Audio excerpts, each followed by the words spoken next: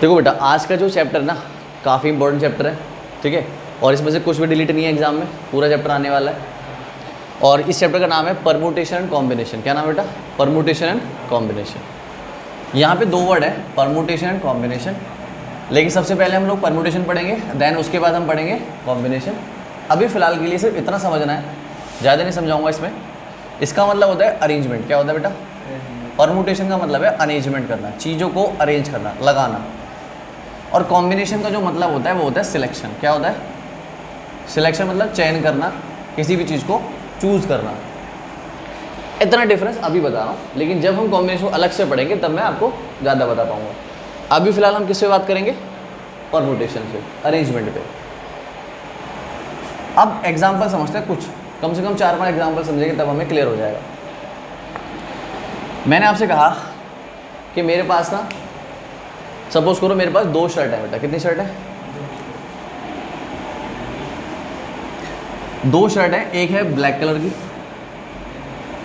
और एक है मेरे पास वाइट कलर की। किस कलर की बेटा? वाइट कलर की। मेरे पास 2 शर्ट है और मेरे पास 3 पैंट है।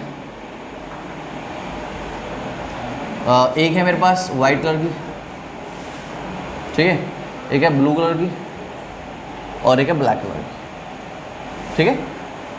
मेरे पास 3 पैंट 2 शर्ट है। अब मैंने आपसे कहा कि मैं ना एक पेयर बना के पहनना चाहता हूँ शर्ट और पैंट का, ठीक है।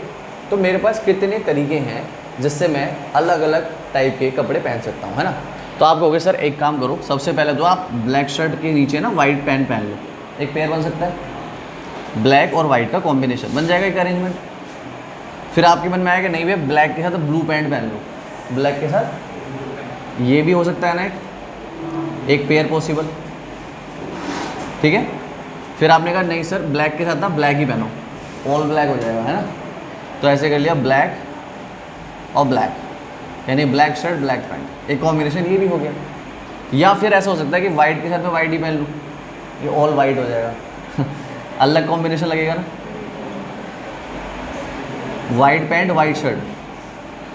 या फिर हो सकता है वाइट शर्ट और ब्लू पैंट, ये हो सकता है कॉम्बिनेशन। या फिर वाइट शर्ट और black pant, black and white हो जाएगा, है ना, ओल्ड। तो हमारे पास 2 शर्ट थी, 3 पैंट थी और मैं इनको पहनना चाहता था, तो मैं कितने तरीके से इन्हें पहन सकता हूँ आप बताओ? 1 2 3 4 5 6, मेरे पास कितने तरीके हो गए? 6 तरीके से मैं कपड़े पहन सकता हूँ, है ना। एक दूसरा एग्जांपल समझते हैं। जैसे मैंने आपसे कहा आप स्कूल जाते हो, आप लंच लेके जाते होंगे, है ना। तो मान लो आपके पास ना टिफ़िन बॉक्स है। क्या है? आपके पास 3 टिफ़िन बॉक्स हैं, 3। एक है आपका रेड कलर का, एक आपके पास पिंक कलर का, ठीक है, और एक आपका ब्लैक कलर का। 3 टिफ़िन बॉक्स हैं आपके पास, ठीक है। और वाटर बोतल जो है ना, पानी की जो बोतल है वो आपके पास 2 हैं। एक हो गई आपके पास ब्लू कलर की और एक हो गई आपके पास वाइट कलर की, ठीक है। ये 2 बोतल हैं आपके पास, 3 आपके पास टिफ़िन बॉक्स हैं। अब आपके पास 3 टिफ़िन बॉक्स रखे हुए हैं, 2 बोतल रखी हुई हैं और आपको स्कूल जाना है, तो आप कितनी तरीके से उन्हें ले जा सकते हो अपने साथ, है ना। देख लेते हैं। मान लो मैंने रेड टिफ़िन बॉक्स उठाया, तो साथ में कौन सी बोतल ले गया? हो सकता है पॉसिबल। या फिर रेड टिफ़िन बॉक्स के साथ मैं कौन सी बोतल ले सकता हूँ? वाइट, पॉसिबल है ऐसा। या फिर मैं पिंक बोतल के साथ, वो पिंक लंच के साथ ब्लू बोतल, या फिर पिंक वाले के साथ वाइट बोतल,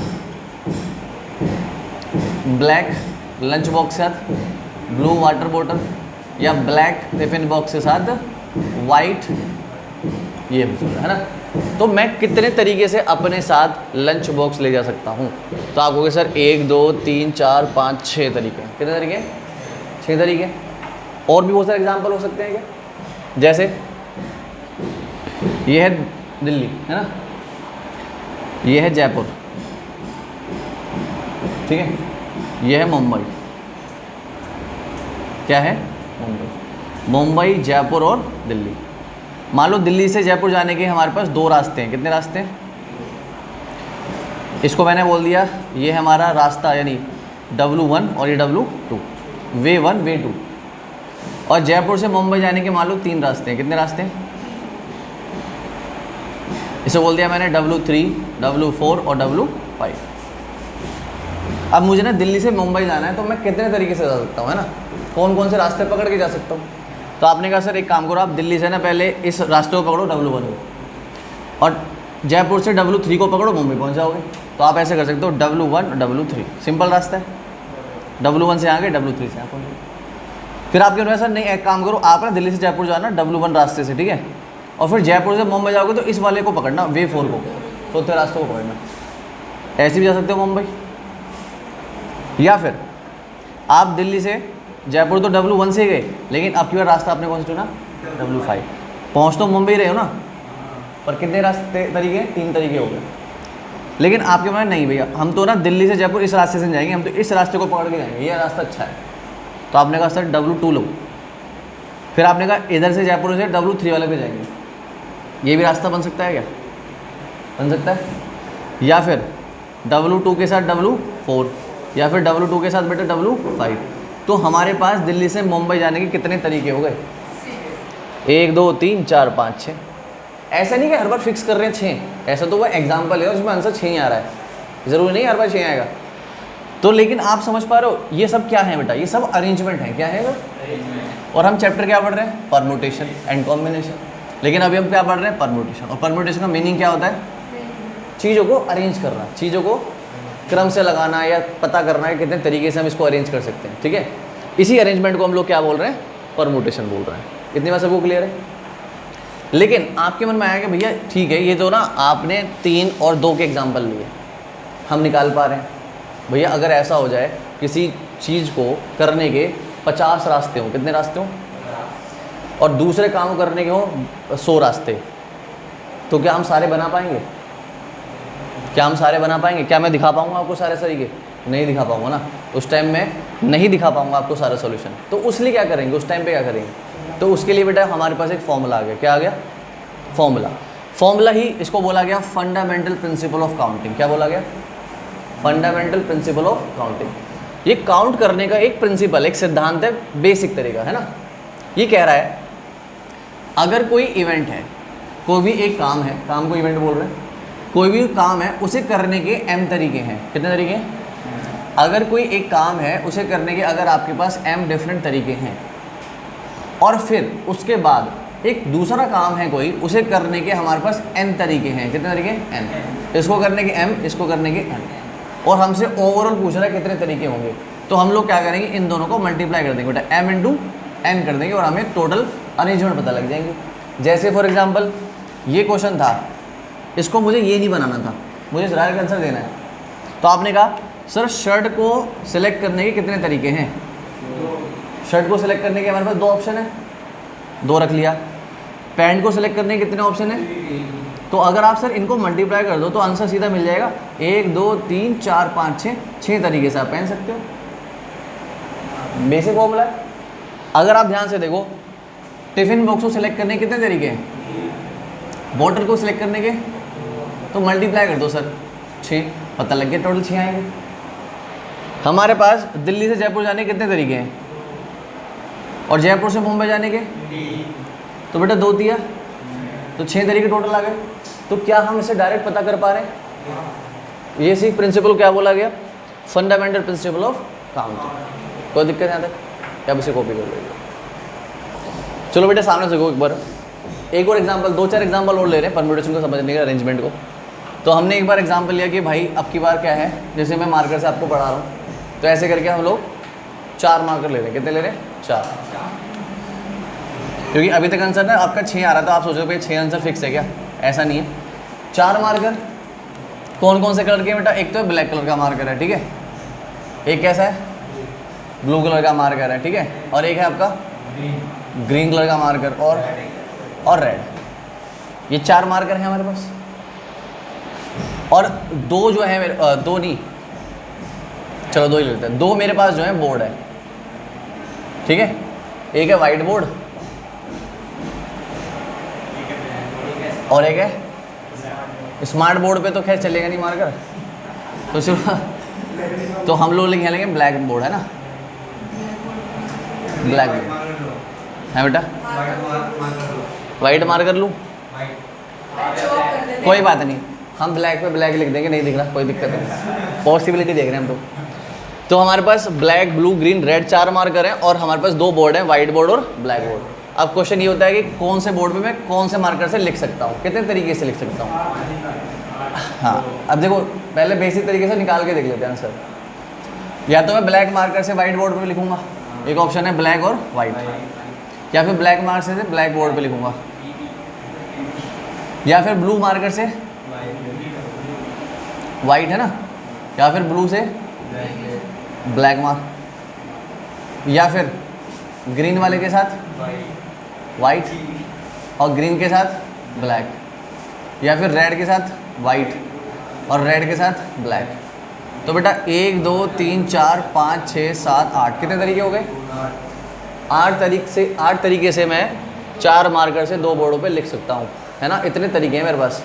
लेकिन मैं अगर फंडामेंटल प्रिंसिपल लगाता ना तो मैं कहता कि 4 मार्कर को सिलेक्ट करने के कितने तरीके हैं, 4 मार्कर को सिलेक्ट करने के कितने तरीके हैं, 4, है ना। और 2 बोर्ड हैं तो इन्हें करने के कितने तरीके हो गए, 2। तो फंडामेंटल प्रिंसिपल कहता है कि 4 × 2 8 आंसर होगा सर। यही बता रहे हैं मैं आंसर, कोई दिक्कत इस बात में?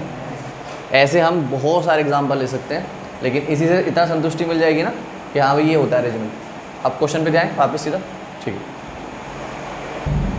देखो यहाँ पे ना कुछ वर्ड आएंगे, जैसे ना एक वर्ड आता है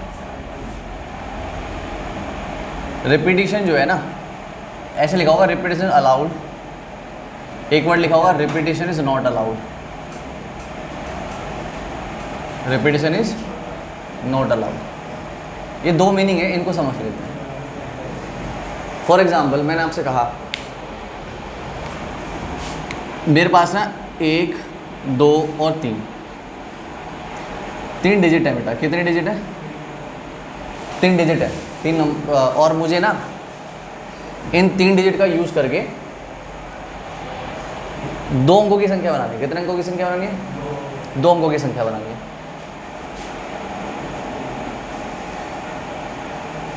एक अंक यहाँ भरना है, एक अंक यहाँ भरना है, मतलब 2 अंकों की संख्या बनानी है और इनका यूज़ करना है बस। कितने संख्या बना सकता हूँ मैं? तो पहले मैं बेसिक बताता हूँ। मैंने आपसे कहा कि बेटा एक काम करते हैं, एक पहले लेते हैं 2 बाद में लेते हैं, 12 बन जाएगा। 2 अंकों की संख्या हो गई। या फिर 13 बन सकता है क्या? 1 और 3। मैंने बोला 21 बना लो सर, 2 1, या बना लो 23, या बना लो 31, या फिर बना लो 32। 31 और 32 बन सकता है। और अगर मैंने लिख दिया रिपीटिशन अलाउड है, क्या लिख दिया मैंने? अगर मैंने ये बात कह दी कि रिपीटिशन अलाउड है, इसका मतलब है एक नंबर 2 बार अगर आ गया तो कोई दिक्कत नहीं है। तो 11 बन सकता है क्या? क्या 22 बन सकता है? और 33 बन सकता है क्या? तो 1 2 3 4 5 6 7 8 9, मैं कितने नंबर बना पाया? मैं इन 3 का यूज़ करके 9 नए नंबर बना सकता हूँ। बना सकता हूँ कि नहीं? अरेंजमेंट है ये भी। इन 3 डिजिट का यूज़ करके मैं 9 नंबर बना दिया और यहाँ पे रिपीटिशन अलाउड था। क्या था रिपीटिशन? अगर मैं कंडीशन दे दूँ रिपीटिशन नॉट अलाउड, तो आपको क्या सर ये हटा दो, ये वाले है ना, ये नहीं लेने हमें, क्योंकि ये तो इन्होंने साफ साफ मना कर दिया कि रिपीटिशन होना नहीं चाहिए। तो हम ये नंबर नहीं बनाएंगे। तो हमारे पास आंसर कितना हो जाएगा? 1 2 3 4 5 6 अरेंजमेंट हो जाएंगे। ये आंसर हो गया। लेकिन अगर मुझे ऐसे ना बनाने के बाद मुझे फॉर्मूले से करना था, फंडामेंटल प्रिंसिपल से, तो आप मुझे बताओ मेरे पास ये चीज़ जो है, ऑब्जेक्ट कितने हैं मेरे पास? 3 है ना ऑब्जेक्ट। और 3 ऑब्जेक्ट में से सबसे पहले हम रिपीटिशन की बात कर रहे हैं, अलाउड वाली। तो इस बॉक्स को भरने के मेरे पास कितने तरीके हैं? तो आपको वैसे इसे बॉक्स को भरने के उसको 3 तरीके हैं। कितने तरीके हैं? इनमें से कोई भी आ सकता है इसके अंदर। इस बॉक्स को भर कितने तरीके से सकता हूँ मैं? 3 तरीके से। या तो 1 आएगा इसके अंदर, या फिर 2 आएगा, या फिर 3, कोई भी तीनों में से 1 आएगा। तो यानी इसे भरने के कितने वे हैं? वे मतलब रास्ते, 3 वे हैं। उसके बाद इस बॉक्स को भरना है मुझे बताओ रिपीटिशन अलाउड है। अगर इसको भरना होगा तो इसमें भी कोई 3 आ सकते हैं। इसे भरने के भी कितने तरीके हैं? 3। तो ओवरऑल फंडामेंटल प्रिंसिपल कहता है कि मल्टीप्लाई होगी। तो 3 का कितना होगा बेटा? तो ये भी तो ये बता रहा था 1 2 3 4 5 6 7 8 9 अलाउड। ये अलाउड था यहाँ पे, इसलिए आंसर क्या आया? 9। लेकिन अगर ये दूसरी कंडीशन के लिए बोलता तो हम 2 बॉक्स बनाते, 2 अंकों की संख्या बनानी थी, तो हम कहते हैं पहले बॉक्स को भरने के कितने तरीके हैं, 3। लेकिन एक नंबर अगर यहाँ पे जो फिल हो गया फिर वो दोबारा यहाँ नहीं आ सकता। इसका मतलब है अब इसे भरने के सिर्फ 2 ही तरीके रह जाएंगे। एक तो यहाँ पे फिक्स हो गया ना, इसे भरने के 3 तरीके थे, या तो 1 आएगा या 2 आएगा या फिर क्या आएगा 3। लेकिन अगर यहाँ पे इनमें से कोई एक भर गया पहले तो वो यहाँ पे तो आएगा नहीं, तो इसका मतलब अब यहाँ भरने के हमारे पास सिर्फ 2 ऑप्शन रह जाएंगे, कोई भी 2 संख्याओं में से एक रह जाएगी ना। देखो मान लो सपोज करो मैंने यहाँ पे 1 फिल कर दिया है ना, तो अब हमारे पास कौन कौन बचे हैं, सिर्फ इनमें से कोई एक आएगा ना यहाँ पे, तो इसे भरने कितने तरीके हैं, 2, इसे भरने के 3 थे, तो आंसर क्या आएगा, तो यानी रिपीटेशन नॉट अलाउड में सिर्फ 1 2 3 4 5 6 आंसर है। बात समझ पाए कि नहीं। तो ये है हमारा एक फंडामेंटल प्रिंसिपल, और दोनों कंडीशन को समझना है, कहाँ पे अलाउड लिखा हुआ है, कहाँ पे नॉट अलाउड लिखा हुआ है। ठीक है, एक और समझ लो, चलो ये भी देख लो। पहले मैंने बोला 1 2 3 4, कितने डिजिट है बेटा, और मुझे 3 डिजिट का नंबर बनाना है, कितने डिजिट का, और पहली कंडीशन में दी रिपीटेशन अलाउड है, और दूसरे में बोला रिपीटेशन इज नॉट अलाउड। तो आप कैसे सॉल्व करोगे इसको, आप कहोगे सर एक काम करो, पहले इस बॉक्स को भरना स्टार्ट करो, ठीक है। कितने नंबर, कितने डिजिट है आपके पास, 4, इसको भरने कितने तरीके, पहले ये वाला कर रहे हैं, रिपीटेशन अलाउड है, तो इसको भरने के भी कितने तरीके, इसको भरने के भी, तो आंसर कितना आ गया, 64 आंसर है बेटा। 4 चौक 16 चौके, इसका मतलब 64 नंबर बना सकता हूँ मैं इनका यूज़ करके, 64 नए नंबर। और अगर रिपीटेशन नॉट अलाउड है तो क्या होगा, इसको भरने के 4 तरीके, जो यहाँ पे आ गया वो यहाँ नहीं आएगा, जो यहाँ पे आ गया वो यहाँ नहीं आएगा, तो आंसर क्या आएगा, 24, ये आंसर आ जाएगा। बात समझ गए, ये है फंडामेंटल प्रिंसिपल ऑफ काउंट। देखो आज हम लोगों ने जो इंट्रोडक्शन पढ़ा है इस चैप्टर का, और हम जो एक्सरसाइज स्टार्ट करेंगे वो करेंगे नेक्स्ट क्लास के अंदर, एक्सरसाइज के क्वेश्चन 7.1। आज के लिए सभी को थैंक यू सो मच।